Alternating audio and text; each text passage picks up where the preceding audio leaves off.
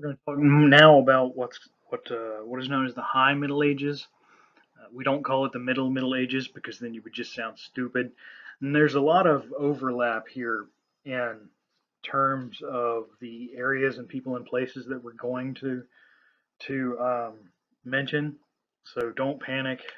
Again, if there's an important date, I'll let you know. Um, but this is roughly the um, middle years of the medieval period. So the power of the Pope really begins to change in the High Middle Ages. And this is because of the Papal States we've already talked about. And because of the Papal States, he's got land that he can count on. He owns this land, it's part of a tax base. Power here is not solely based on property, though. He has a vast amount of social power as well. And there's three major ways he can exercise that power. Number one is through excommunication, and that is a fancy way for saying no sacraments. So you are essentially cut off from the church. Think of it like a spiritual form of ostracism. Two is interdiction. And interdiction stops all religious services in a specific area except for the practices of baptism and burial. And that effectively cuts you off from God. So that's a very powerful form of social persuasion. And then also there's the Inquisition. And this is the church's way of examining something or somebody, and they could be suspected of heresy or um, under investigation for heresy.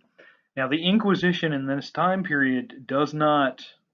It kind of takes on in a later time period a much more negative connotation than it should be thought of right here. But because of all these reasons, the Pope has got an awful lot of power um, in Europe, all over Europe, really.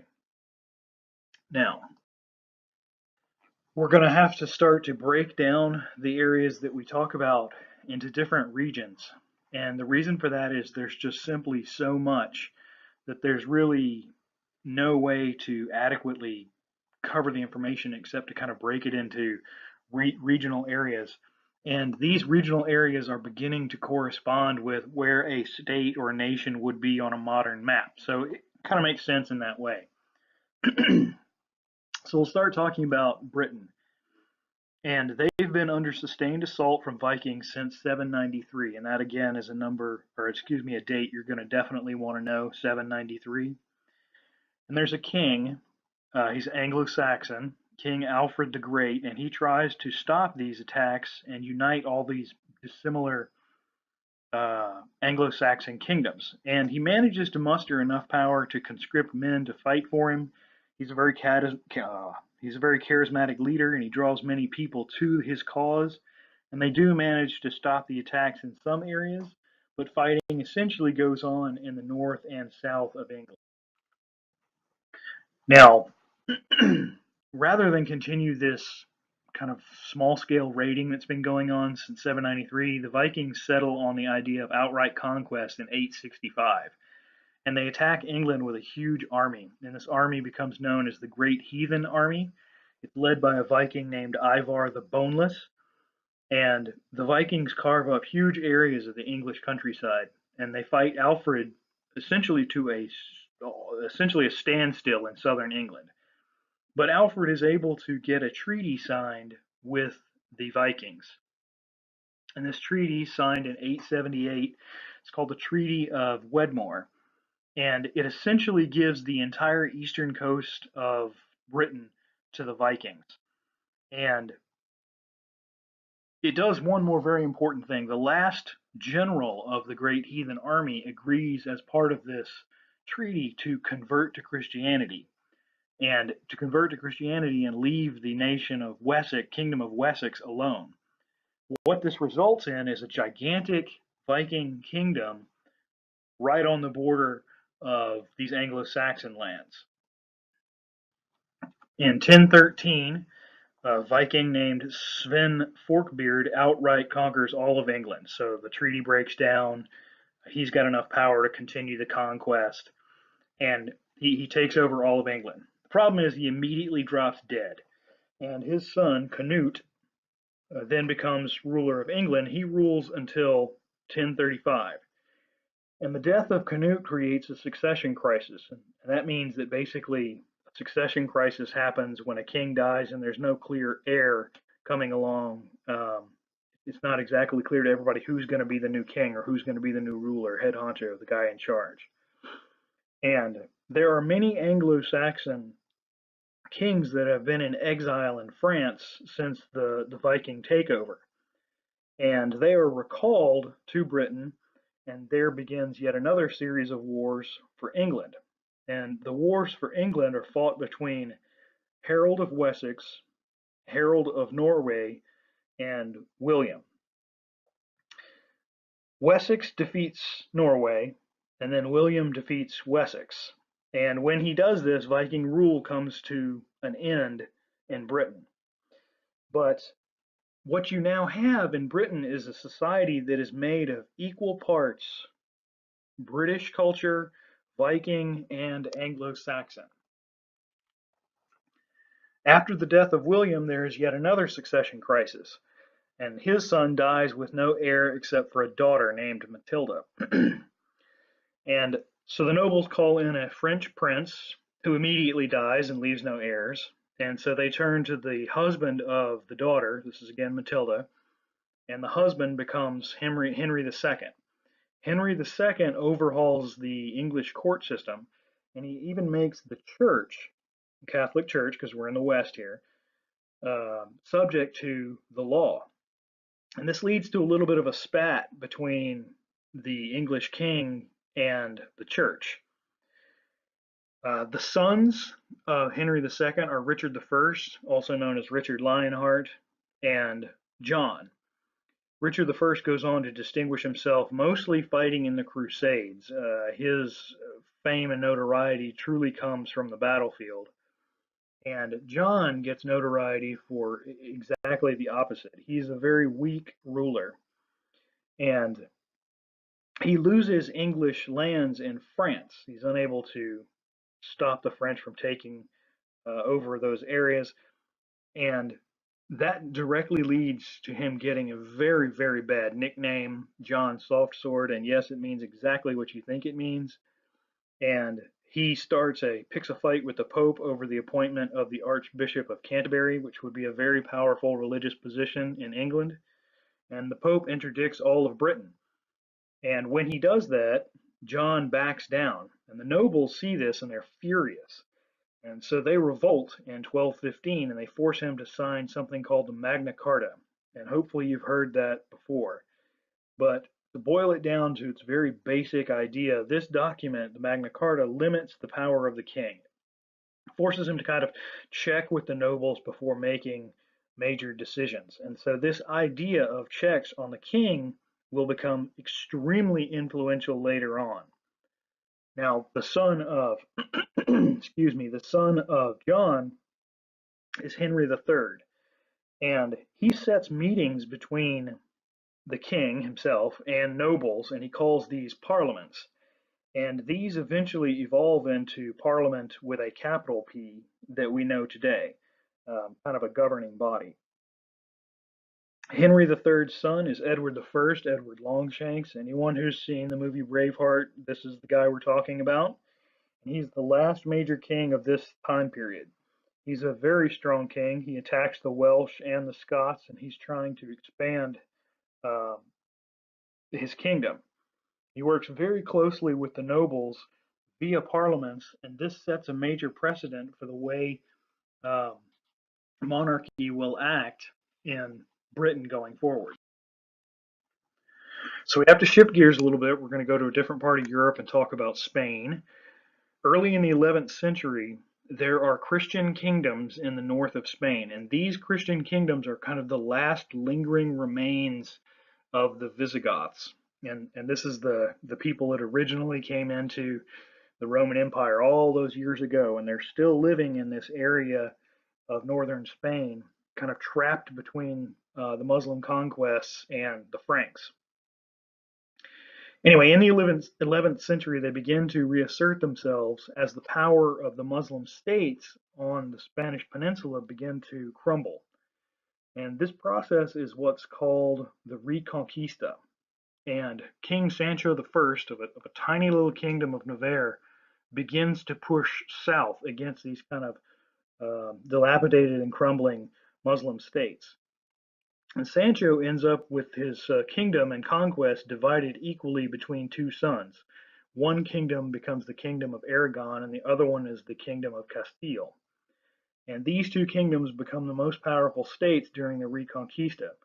And they make, between them, they make kind of unsteady and lurching progress until finally just stalling out in 1150 when Muslim reinforcements are sent to Spain and the Reconquista kind of slows down to a stop. Doesn't go backwards, but it doesn't gain any more traction. Now, the Reconquista gets a jump start again during the Second Crusade, which we'll talk about in just a minute. And during the Second Crusade, Lisbon falls to a Crusader army in 1085, and Lisbon during the Second Crusade falls to a Crusader army. And then in 1085, Toledo, which actually was the old Visigothic capital, um, falls to the Reconquista as well. And this is significant from the standpoint that now these Muslim armies that are on the Spanish Peninsula are in retreat. And in 1212, at the Battle of Tolosa, a combined army of troops from Aragon, Castile, and Portugal destroy a huge Muslim army. And this is the last time that the Muslims in the Spanish Peninsula offer any kind of major military resistance to the Reconquista. In 1492, the crowns of Aragon and Castile are united with the marriage of Ferdinand and Isabella. Now, also in 1492, the very last Muslim stronghold, an area at the extreme southern tip of Spain called Granada, is crushed, and Spain has completely driven Islam off of basically mainland Europe back into Africa, and then also they're still fighting over in Anatolia, but this area on the western edge of Europe is now all held by Christian kingdoms. And Spain is kind of victorious. They have aggressive territorial ambitions, and they're also a huge military power because you have to think they've been fighting this Reconquista for a long time. They've been engaged in very savage fighting, and they're good at it. So some of the people that have been involved in this fighting, they're not very nice. They're extremely violent and to the point of almost sadism. And this becomes something that will have dramatic consequences later on. Now, while all of this is happening over there in Britain and Spain, there's something going on in Anatolia. And again, Anatolia is that kind of area of what would be modern day Turkey, right as you're coming into what we would consider Europe, kind of where the East begins and the West ends, culturally speaking. It's this area where you've got the Muslim occupations and the Muslim conquests butting up against the Byzantine Empire, which is of course Greek Orthodox Christians. And while everything's been going on in Britain and Spain, the Turkish Muslims have been slowly chipping away at the edges of the Byzantine Empire. And when Anatolia begins to fall, the Greek Orthodox Patriarch, who's kind of the counterpart of the Roman Catholic Pope, he starts screaming for help, right? Because they're about to be overrun.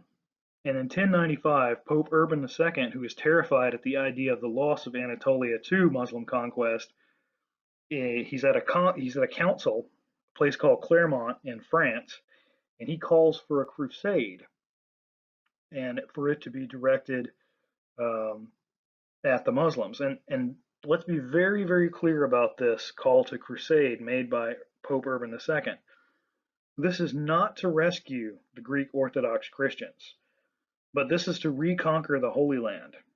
And because the focus of this is not to save fellow Christians, the two churches immediately excommunicate each other, and there's kind of a enmity built between the two.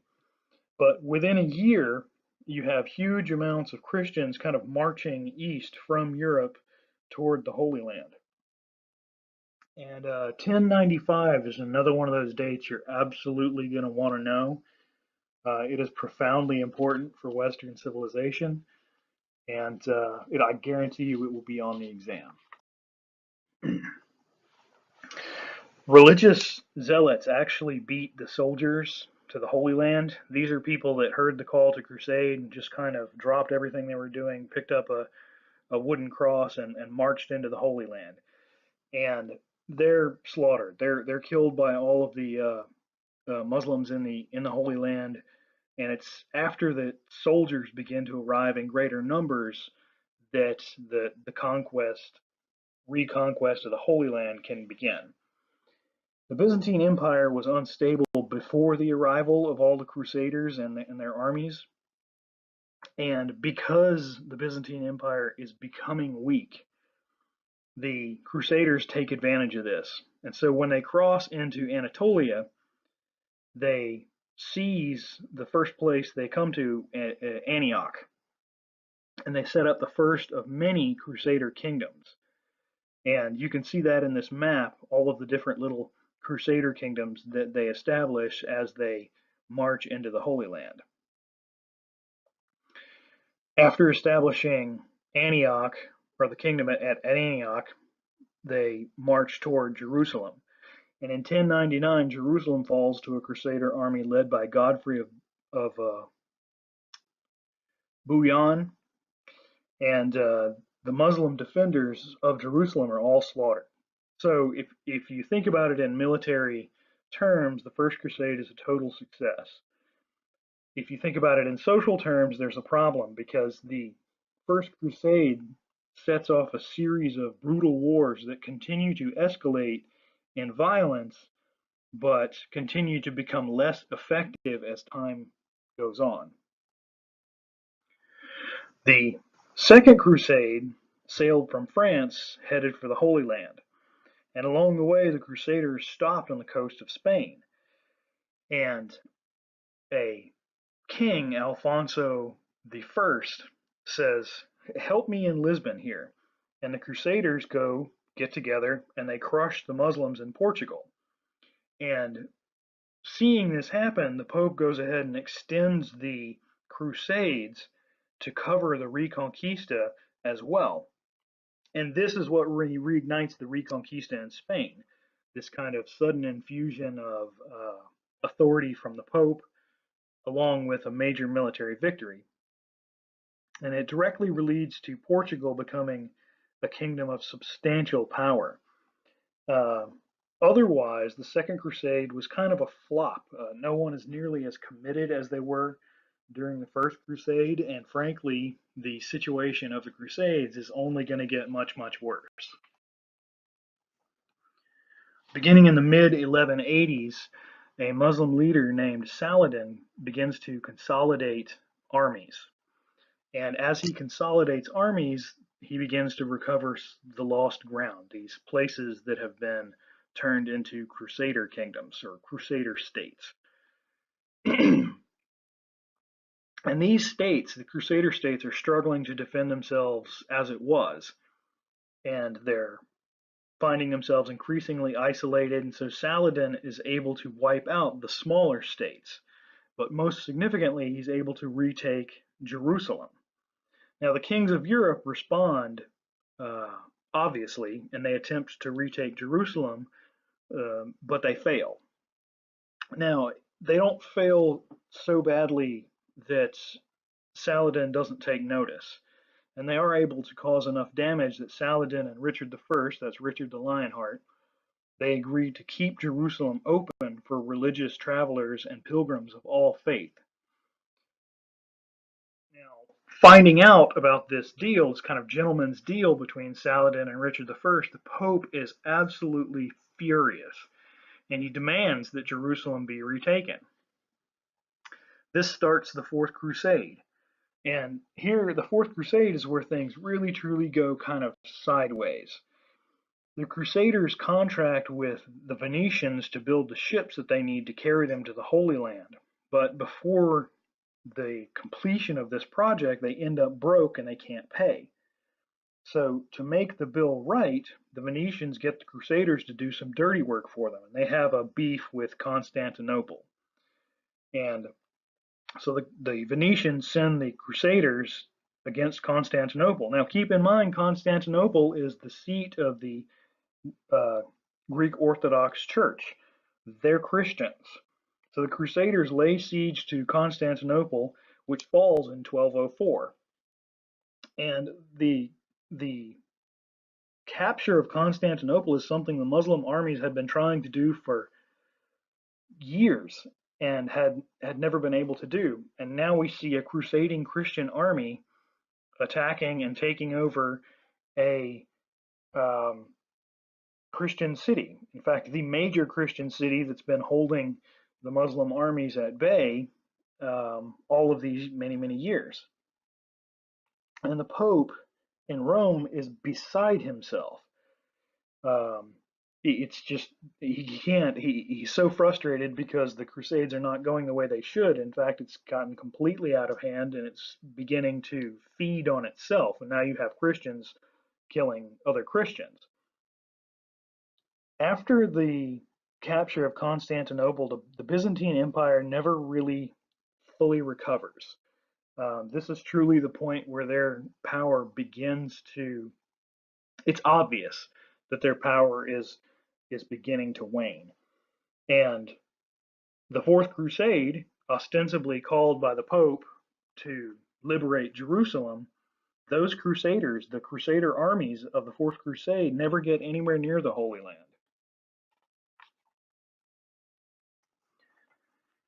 So without constant support, even the larger crusader states begin to collapse one after another. And the final one, the Kingdom of Acre, falls in 1291. And the real, I guess, sad part of the Crusades, other than, of course, the amount of bloodshed and death that is created by this, is that the Crusades do absolutely irreparable damage to the relationship between Christianity and Islam. And these are both religions that have kind of, they have a similar set of figures in amongst them, and they can understand each other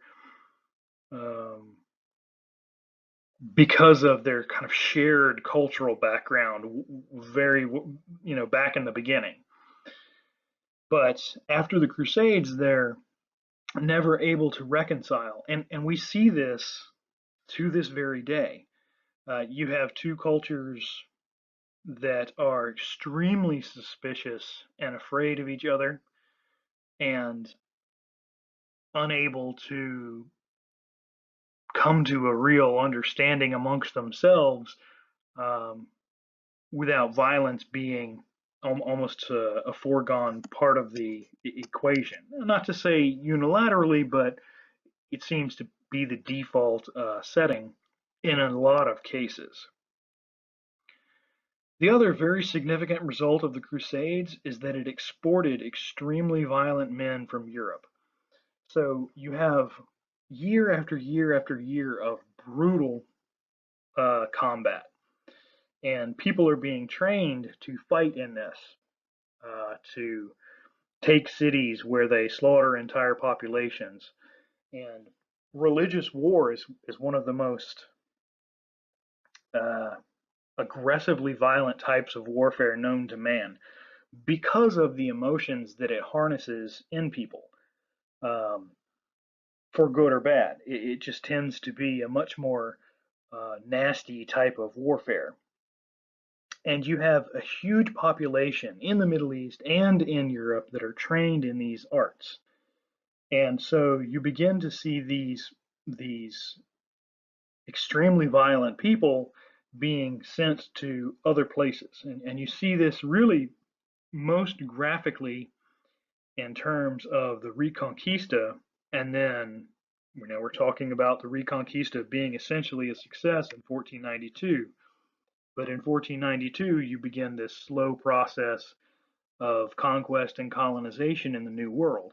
And so these people that have learned all of these violent tactics are the people that get sent to the New World. And we will talk about that later, but it's something to keep in mind when you're thinking about the High Middle Ages.